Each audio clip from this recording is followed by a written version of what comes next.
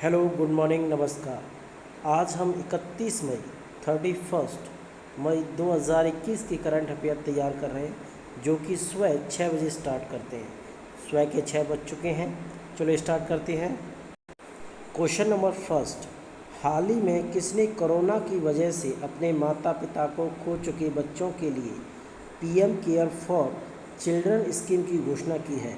नीति आयोग ने, केंद्र सरकार ने, खेल मंत्रालय ने, योजना आयोग ने? तो आपके पास 10 सेकंड का टाइम है, जल्दी से आंसर बताएं। किसने की है? किसने की है? PM care for children scheme की घोषणा किसने की है? तो किसने की है? केंद्र सरकार ने। किसने? केंद्र सरकार ने। किसने की है? केंद्र सरकार ने।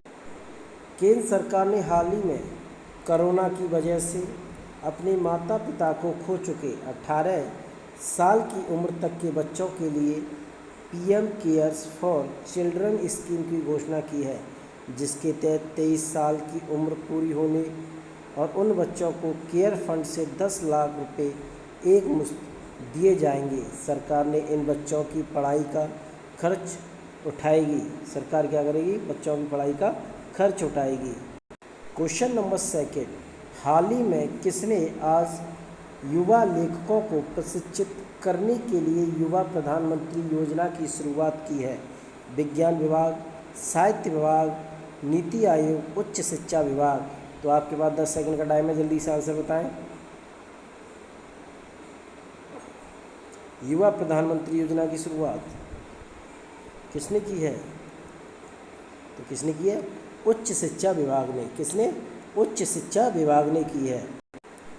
हाल ही में शिक्षा मंत्रालय के तहत उच्च शिक्षा विभाग ने देश के 30 वर्ष से कम आयु के युवा और नवोदित लेखकों को प्रशिक्षित करने के लिए युवा प्रधानमंत्री योजना की शुरुआत की है। इन लेखकों को प्रशिक्षित करने के लिए एक लेखक परामर्श कार्यक्रम आयोजित किया गया है, जिसके द्वारा पढ़ने, लिखने और पुस्तक संस्कृति को बढ़ावा दिया जाएगा।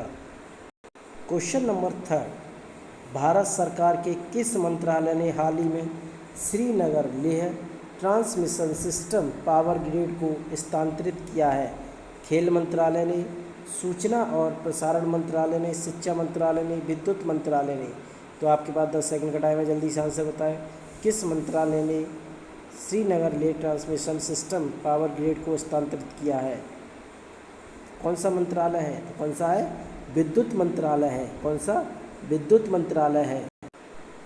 भारत सरकार के विद्युत मंत्रालय ने हाल ही में 220 केवी क्षमता वाले श्रीनगर लेह ट्रांसमिशन सिस्टम को power grid corporation of India limited power grid को स्थानांतरित किया है। यह ट्रांसमिशन सिस्टम लद्दाख का पूरा इलाका राष्ट्र ग्रिड से जुड़ता है। क्वेश्चन नंबर 4, निम्न में से किस एसोसिएशन ने सभी टेनिस कोर्ट्स में इलेक्ट्रॉनिक लाइन कॉलिंग के उपयोग को लागू करने की घोषणा की है? बीसीसीआई, ओलंपिक संघ, यूनाइटेड स्टेट्स टेनिस एसोसिएशन, खेल मंत्रालय? तो आपके पास 10 सेकंड का टाइम है, जल्दी से आंसर बताएं। जल्दी बताएं आंसर। तो किसने की है? यूनाइटेड स्टेट टेनिस एसोसिएशन ने। यूनाइटेड स्टेट्स टेनिस एसोसिएशन ने घोषणा की है कि सभी टेनिस कोर्ट्स में इलेक्ट्रॉनिक लाइन कॉलिंग का उपयोग किया जाएगा। अब से लाइन जज अब यूएस ओपन में शामिल नहीं होंगे। इस फैसले पर नोवाक जोकोविच ने कहा कि उन्होंने इलेक्ट्रॉनिक लाइन कॉलिंग को मंजूरी दी है और वे इस टेक्नोलॉजी के पक्ष में हैं। क्वेश्चन नंबर 5, इनमें से किसने हाल ही में services e health assistants and tele consultation OPD portal launch किया है? राजनाथ सिंह ने, हरदीप सिंह पुरी ने, डॉक्टर हर्षवर्धन ने, नरेंद्र सिंह ने? तो आपके पास 10 सेकंड का टाइम है, जल्दी से आंसर बताएं। किसने ओपीडी पोर्टल लॉन्च किया है? जल्दी बताएं आंसर। तो किसने किया है? राजनाथ सिंह ने। किसने? राजनाथ सिंह ने। केंद्रीय रक्षा मंत्री राजनाथ ने हाल ही में services e health assistants and tele consultation सहित ओपीडी लॉन्च किया है। उन्होंने कहा कि कोविड की दूसरी लहर पहले से काफ़ी खतरनाक है। उन्होंने कहा कि डीआरडीओ ने देश के कई अन्य हिस्सों में कोरोना अस्पताल और ऑक्सीजन उत्पादन संयंत्र स्थापित किए हैं।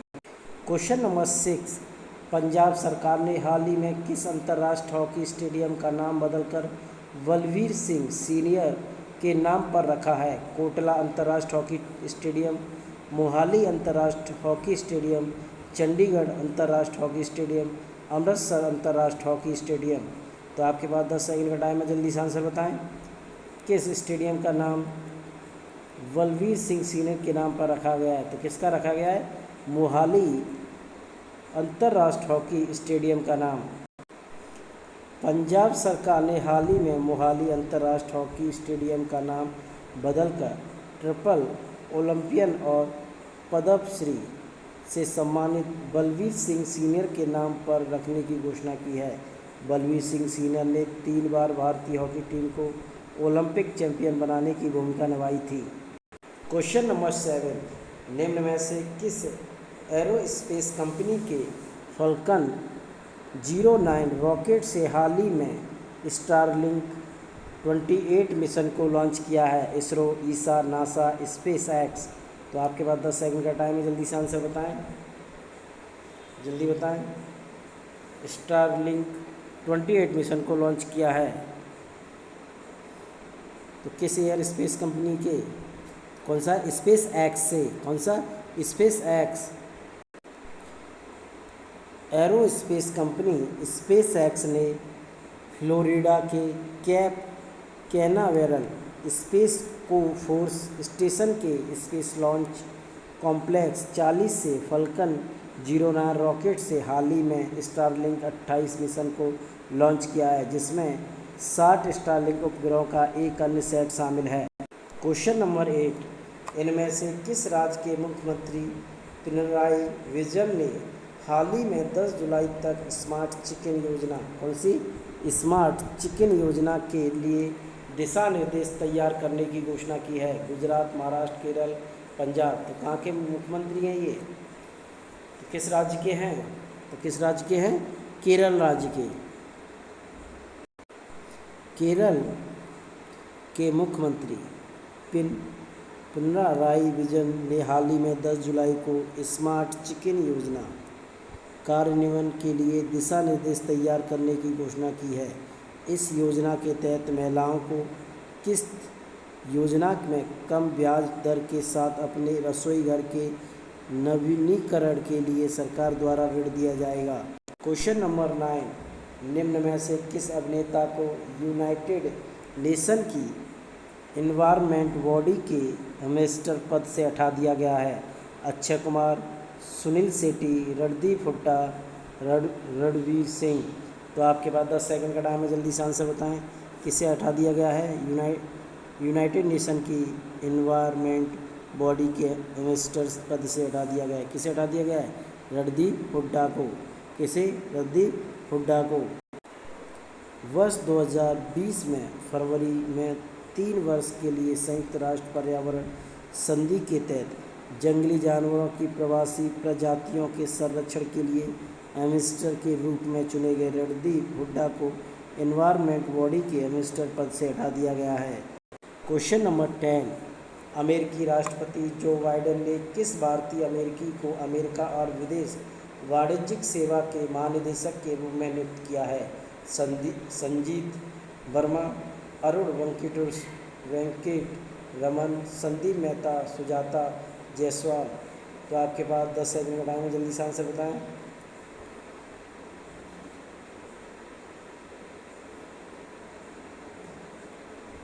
तो किसे नियुक्त किया है?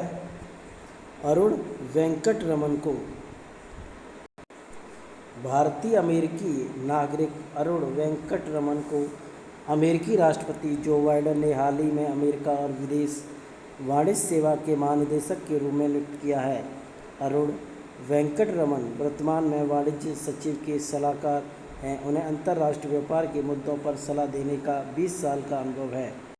क्वेश्चन नंबर 11, निम्न में से किस राज्य सरकार ने संपत्ति क्षति वसूली विधेयक 2021 को मंजूरी दे दी है? केरल सरकार, पंजाब सरकार, हरियाणा सरकार, महाराष्ट्र सरकार। तो आपके पास 10 सेकंड का टाइम है, जल्दी से आंसर बताएं। किस सरकार ने इसे मंजूरी दे दी है, संपत्ति क्षति वसूली विधेयक 2021 को? तो किस सरकार ने दी है? हरियाणा सरकार ने। किस सरकार ने? हरियाणा सरकार ने दी है। हरियाणा के राज्यपाल सत्यदेव नारायण आर्य ने हाल ही में संपत्ति क्षति वसूली विधेयक 2021 को मंजूरी दे दी है, जिसके तहत सरकार के पास किसी भी प्रदर्शन के दौरान सरकारी संपत्ति को नुकसान पहुंचाने वालों से नुकसान का हर्जाना वसूलने का अधिकार होगा। क्वेश्चन नंबर 12, इनमें से किस ई कॉमर्स कंपनी और एमजीएम ने निर्णायक विलय समझौता करने की घोषणा की है? Facebook, Google, Amazon, Flipkart. तो आपके पास 10 सेकंड का टाइम है, जल्दी से आंसर बताएं किसने की है।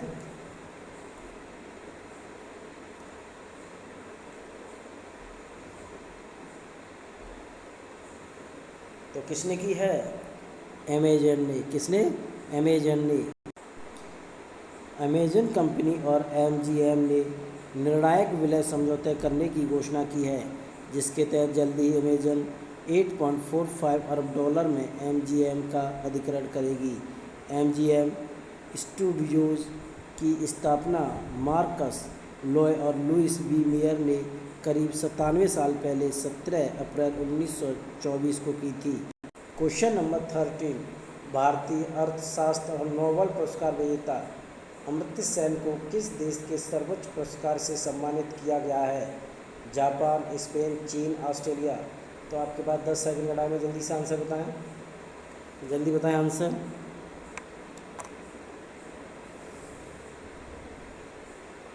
आंसर जल्दी बताएं।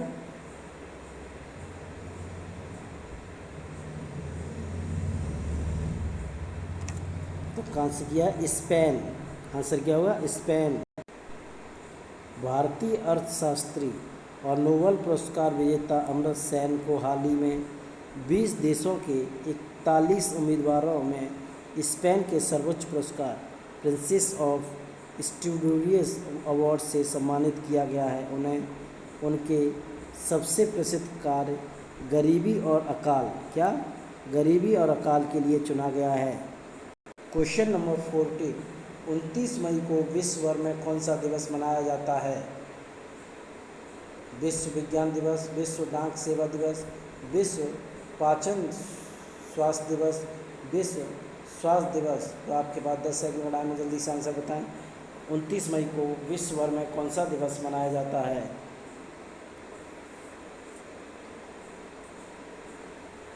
तो कौन सा दिवस मनाया जाता है? विश्व पाचन दिवस मनाया जाता है। 29 मई को विश्व भर में विश्व पाचन स्वास्थ्य दिवस वर्ल्ड डाइजेस्टिव हेल्थ डे मनाया जाता है। इस दिवस की शुरुआत WGO और WGOF के सहयोग से की गई है। इस दिवस का उद्देश्य पाचन संबंधी रोग और विकार के विषय में जन जागरूकता फैलाना है। क्वेश्चन नंबर 15, ब्रिटेन ने हाल ही में किस कंपनी की योजना वैक्सीन की सिंगल डोज वैक्सीन को मंजूरी दे दी है? Serum institute, Pfizer, Johnson and Johnson, Bharat biotech. तो आपके पास 10 सेकंड का टाइम है, जल्दी से आंसर बताएं।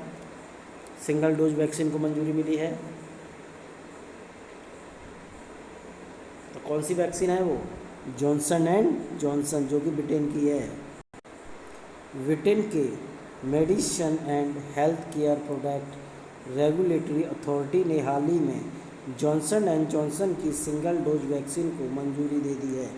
इस अप्रूवल के बाद देश की इकोनॉमी को पूरी तरह खोलने में मदद मिलेगी। साथ ही अभी तक ब्रिटेन में अब तक 4 वैक्सीन फाइजर, एस्ट्राजेनेका, मोडर्ना को अप्रूवल दिया जा चुका है।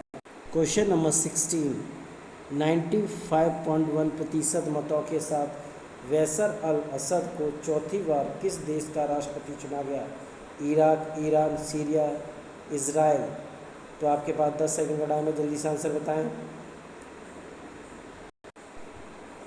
तो किस देश का राष्ट्रपति चुना गया है? असर अल असद को। किसका चुना गया है? सीरिया का। किसका? सीरिया का चुना गया है।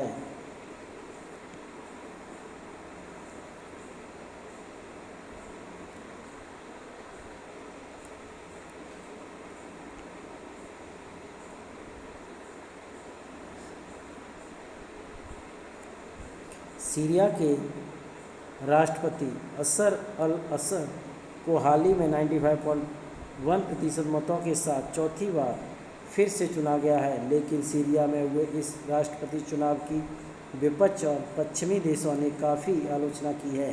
उन्होंने कहा कि कई छात्रों को भी मत डालने के लिए मजबूर किया गया था।